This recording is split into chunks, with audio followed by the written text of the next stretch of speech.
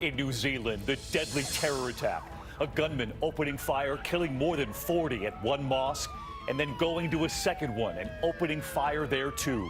Tonight, what we're just learning about the suspect and what President Trump said moments ago, making news tonight. Our correspondent asking, does he see white nationalism as a rising threat? New Zealand's Prime Minister responding tonight. Here at home, the alarming scene playing out in Los Angeles late today. Panic at the mall, the evacuations, amid reports of a man with a gun. Smoke seen coming from the mall, what authorities said a short time ago. The developing headline tonight in the crash of that Boeing jet. For the first time, what the pilot said not long before the crash, the panic in his voice.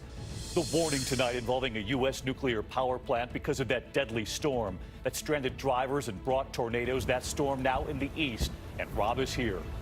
The new headline this Friday night in the cheating scandal, actress Felicity Huffman and her husband William H. Macy seen heading into court late today.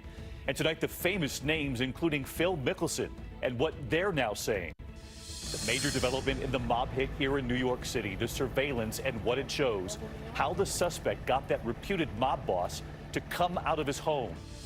And the new message tonight from Alex Trebek. This is ABC World News Tonight with David Muir. Good evening, and it's great to have you with us here on this Friday night. And we begin tonight with the horrific terror attack that unfolded in New Zealand overnight. Not one, but two mosques in Christchurch were targeted, the country's worst mass shooting ever.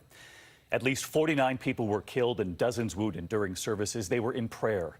The mosques are just 3 miles apart. The victims who did get out covered in blood were rushed to the hospital. The gunman, who wrote of white nationalism, was armed with at least 2 semi-automatic weapons and 2 rifles. Many of the survivors barely escaping, scaling walls to get through windows, police racing to the scene, officers chasing down the suspect who was dressed in army fatigues. Tonight, what we've just learned about the gunman and what our correspondent just asked President Trump. Does he see white nationalism as a rising threat around the world? His response, and New Zealand's Prime Minister now responding to that. ABC's Will Carr is on the scene for us in New Zealand tonight. Tonight, chaos and shock. Unimaginable horror after a deadly anti-Muslim terror attack on 2 separate mosques in New Zealand. At least 49 worshippers dead, 48 more injured. Witnesses tonight described the terror when the first shots rang out. It was 1:42 when the gun started shooting. Everybody just ran to the back doors just to save themselves. Witnesses say a gunman wearing all black, clad in a helmet and a bulletproof vest, entered the Al Noor Mosque in the city of Christchurch. He then ruthlessly opened fire during a packed Friday prayer service. Ramzan Ali, who had blood splattered on his shirt, says he hid when the gunman walked in and was the last to escape alive. I just lie down under the bench and I'm thinking that, if I get out, I'll get shot. So I'm just keeping my fingers crossed so I could be alive. The blood is spitting on me, splashing on me. And I'm thinking, oh my God, it's going to happen to me now. A video has surfaced appearing to show the suspect live streaming his vicious attack in graphic detail, a video we will not show here. The gunman moves from room to room, firing his automatic weapon for some 6 minutes, killing at least 41 men, women, and children in the first mosque. Terrified worshippers tried to scale the walls to escape. I saw some people had blood on their body and some people were limping on the floor. The bullet shells, so many, hundreds. The video then appears to show the gunman continuing his rampage, driving to the next target, the Linwood Mosque, 3 miles away. 7 more victims were murdered as armed police swarmed the scene, running, guns drawn. In this video posted on social media, a police vehicle seen having just rammed this car off the road. 2 officers, guns pointed towards the vehicle. Moments later, the officers making an arrest. Police say one suspect, a man in his late 20s, originally from Australia, has been arrested and charged with murder. 2 explosive devices attached to suspects' vehicles have now been found and they have been disarmed. Meanwhile, 2 other armed suspects have been taken into custody. Their association at this hour is unknown. This is a rambling, hate-filled message was posted online around the time of the attack, purported to be written by the suspect. in it praising Norwegian mass murderer Anders Behring and American Dylan Roof, who killed 9 people in the Charleston church attack in 2015, saying he'd been planning the attack for 2 years. He also writes about President Donald Trump as a renewed symbol of white identity. The president, meanwhile, has sent his condolences and spoken with New Zealand's Prime Minister. I told the Prime Minister that the United States is with them all the way, 100%, whatever they need. We will be there. Tonight, New Zealand in mourning. The country has never seen a major terror attack before. So many of the victims, refugees escaping terror in war elsewhere. They have chosen to make New Zealand their home, and it is their home. They are us. The person who has perpetuated this violence against us is not. And Will Carr reporting in from the scene in New Zealand tonight. We can see just one of the makeshift memorials up all over that city. And will have authorities said tonight whether or not they're certain this threat is entirely over? David, tonight authorities here have not definitively said that the threat is over. They are still on high alert here. They're asking for residents in this area to stay indoors in their homes, and they're asking for mosques across the country to stay closed, at least temporarily. David. All right, Will Carr leading us off tonight from New Zealand. Will, thank you. As I mentioned at the top tonight, the president was asked about the threat of white nationalism around the world just a short time ago. So let's bring in our Terry Moran tonight, because it was Terry who asked the question, and the president's answer, as you know, Terry, made immediate global headlines. Let's listen. Do you see today white nationalism as a rising threat around the world? I don't really. I think it's a small group of people that have very, very serious problems. I guess if you look at what happened in New Zealand, perhaps that's a case. I don't know enough about it yet. They're just learning about the person and the people involved. But it's certainly a terrible thing, terrible thing. So let's bring in Terry. Tonight, New Zealand's prime minister is now responding to what the president has said, and even the FBI here at home has been quite clear on this.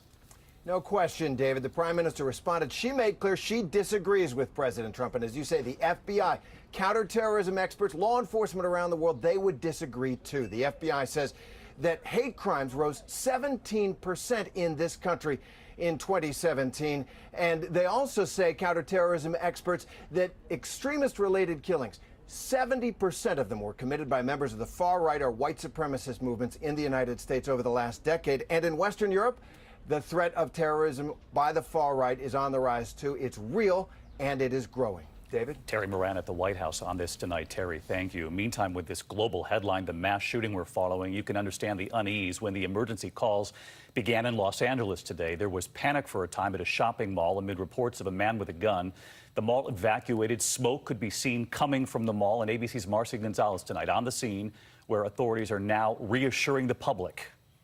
Tonight, panic at the mall after reports of a man inside with a gun. Century City Mall, additional call is currently locked inside Hugo Boss. Customer came in saying an unknown person has a gun, people running and screaming inside the mall. Worried shoppers and employees seen running from the scene as a massive police contingent converges on the mall. Had barely clocked into work, and then I saw my coworkers running, and he said drop everything and run. Inside, police with guns drawn. Suspect was last seen inside the Amazon bookstore. Reports of a suspicious package at that Amazon bookstore. Smoke seen billowing from the mall. Surrounding streets and nearby Beverly Hills High School locked down as a precaution. The school sending an automated message to concerned parents. We have just spoken with the chief of police, and the LAPD is currently responding to a possible man with a gun report at Westfield Century City Mall. And David, you can see people here outside of the mall waiting for police to continue searching inside. The LAPD says there are no reports of shots fired, and so far, no reports of any injuries. David? All right, Marcy, thank you. We're going to turn now to the crash of that Boeing jet. For the first time tonight, news on what the pilot said before the crash. The radio messages reportedly indicating the captain was struggling with the plane immediately after takeoff. Panic in his voice. ABC's David Curley on what we've now learned tonight. The Ethiopian Airlines 737 MAX 8, which left this crater, had trouble at takeoff, the captain reported.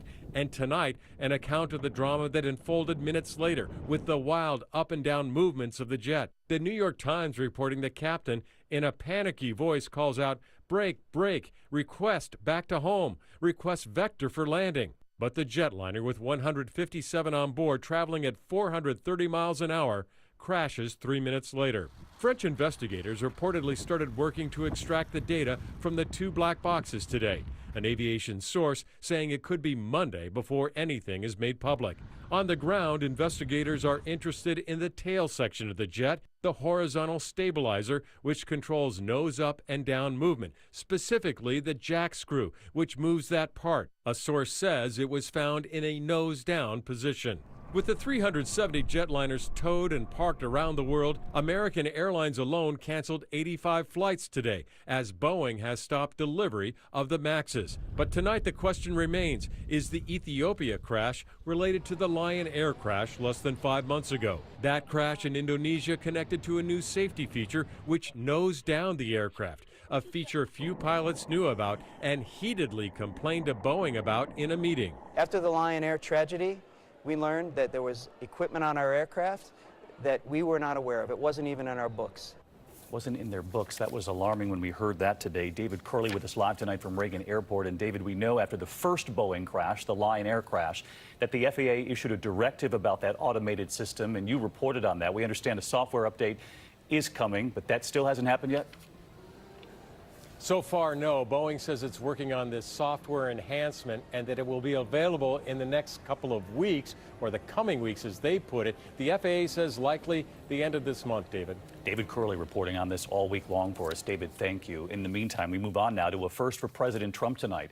We watched this play out in the Oval Office late this afternoon, the president signing his first veto since taking office, rejecting the congressional resolution, the bipartisan vote to overturn the president's declaration of a national emergency at the southern border.